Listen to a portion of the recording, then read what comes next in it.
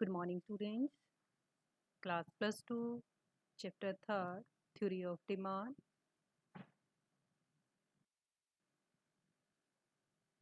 Today we are doing मांग वक्र में खिसकाव या स्थानांतरण कि मांग वक्र जो है आपका वो शिफ्ट क्यों होता है, शिफ्टिंग ऑफ डिमांड कर्व, या फिर वो एक प्लेस से दूसरे प्लेस पर ट्रांसफर क्यों करता है।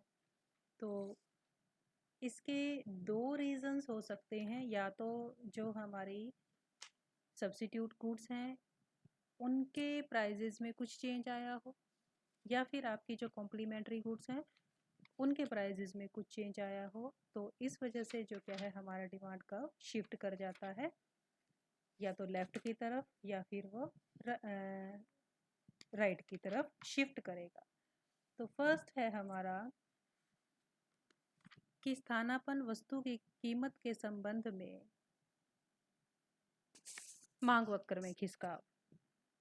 Demand for a commodity in relation to price of the substitute goods कि यदि अगर किसी प्रोडक्ट का प्राइस मतलब कांस्टेंट है, स्थिर है, और उसके कॉम्प्लीमेंट्री या फिर सब्स्टिट्यूट गुड में चेंज आता है तो हमारा डिमांड कर्व जो क्या है वो चेंज हो जाएगा।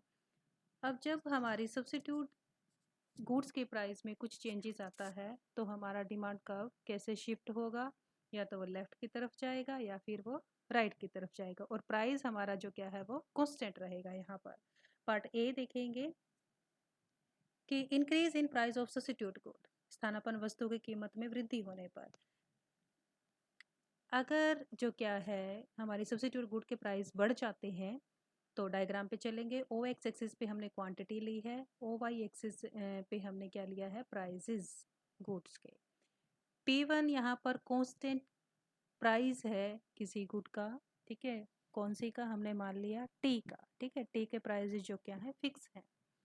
तो पहले कंज्यूमर उसकी कितने यूनिट से ले रहा था, OT1। जब OP1 प्राइस था तो उसने OT1 यूनिट्स को परचेज किया। जब कॉफ़ी की प्राइजेस, कॉफ़ी और टी हमारी क्या होती हैं, दोनों सब्स्टिट्यूट गुड्स, मान लो कि कॉफ़ी के प्राइजेस बढ़ गए, कॉफ़ी के प्राइजेस बढ़ जाएंगे तो आपकी टी की डिमांड जो क्या है वो ऑटोमेटिकली बढ़ जाएगी। क्यों?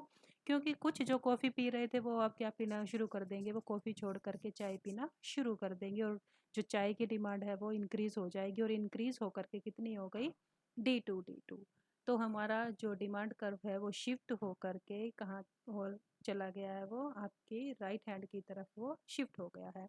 तो मतलब अगर आपकी जो सब्स्टिट्यूट गुड है उसका प्राइस बढ़ जाता है तो जो दूसरी गुड है उसकी डिमांड बढ़ जाएगी।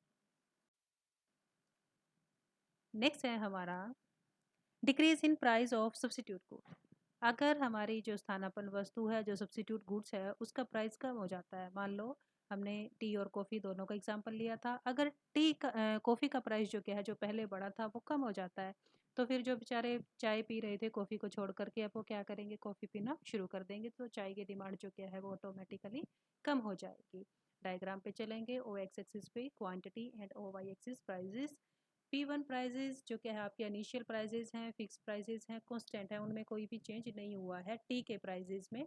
तो पहले जो कंज्यूमर था OT1 यूनिट्स ले रहा था, जैसे ही कॉफ़ी के प्राइजेस कम हुए तो जो कंज्यूमर जिन्होंने कॉफ़ी छोड़कर चाय पीना शुरू की थी, तो वो कंज्यूमर भी और जो चाय पी रहे हैं तो वो भी कहाँ पर मूव कर जाएंगे, कॉफ़ी की तरफ मूव कर जाएंगे, जिससे हमारा डिमांड कर्व जो क्या है वो लेफ्ट हैंड साइड पर शिफ्ट कर जाएगा।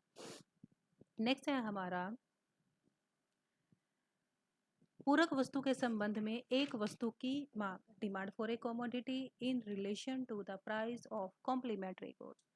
कॉम्प्लीमेंट्री गुड्स में के प्राइस जो क्या है, कॉम्प्लीमेंट्री गुड्स में से मान लो एक के प्राइस अगर फिक्स रह जाते हैं, कॉम्प्लीमेंट्री कौन सी होंगी, कि वो गुड्स जो जो मिलकर के आपकी नीड को पूरा करती हैं, कि एक के बिना दूसरी की कोई वैल्यू नहीं है, दूसरी के बिना पहली की कोई वैल्यू नहीं है। जैसे कार और पेट्रोल, अगर पेट्रोल है तब आप कार चला सकते हैं, अगर आपके पास कार है पेट्रोल नहीं है तो आप उसको नहीं चला सकते। इसका मतलब दोनों कॉम्प्लीमेंट्री हैं, एक के बिना दूसरे की जो वैल्यू है वो नील होती है। तो अब जो हमारी पूरक वस्तु है अगर उसकी कीमत में वृद्धि हो जाती है, मान लो पेट्रोल के प्राइसेस जो क्या है यहाँ पर इंक्रीज हो जाते हैं, ठीक है।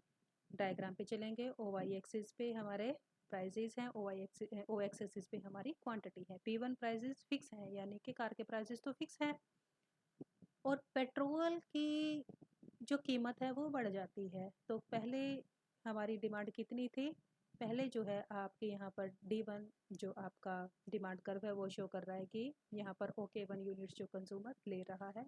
जब पेट्रोल के प्राइसेस बढ़े तो डिमांड कर्व शिफ्ट होकर के D2 हो जाता है, यानी कि उसकी कार की जो डिमांड है वो कम हो जाएगी जब पेट्रोल के प्राइसेस बढ़े। नेक्स्ट चलेंगे, पूरक वस्तु की कीमत में कमी होने पर, decrease in the prices of complementary goods. अगर कॉम्प्लीमेंट्री गुड्स के प्राइसेस कम हो जाएंगे तो जो दूसरी गुड है उसकी डिमांड ऑटोमेटिकली बढ़ जाएगी। मान लो कार के प्राइसेस तो जो सेम है, कांस्टेंट थे, वो कांस्टेंट ही हैं, और आपकी पेट्रोल की जो प्राइसेस हैं पहले के कंपैरिजन में कम हो गए, तो उसके जो कंज्यूमर्स हैं कार को परचेज करने वाले, तो उनके जो नंबर ऑफ कंज्यूमर है वो इंक्रीज हो जाएंगे। एग्जाम डायग्राम पे चलेंगे, O Y axis shows the price of a commodity और O X axis shows the quantity of a commodity. When price is OP1 then consumer consume T1 units. When prices जब क्या है आपके petrol के prices कम होते हैं, when prices of petrol are decreases then demand for cars are increases by D2, यानी कि आपका जो डिमांड कर्व है वो शिफ्ट होकर के D2 हो जाएगा, आपके राइट हैंड की तरफ शिफ्ट हो जाएगा। तो thank you. Now chapter 4 theory of demand आपका जो क्या है वो कंप्लीट हो गया है। Note down this topic in your notebook and revise all of them. Thank you.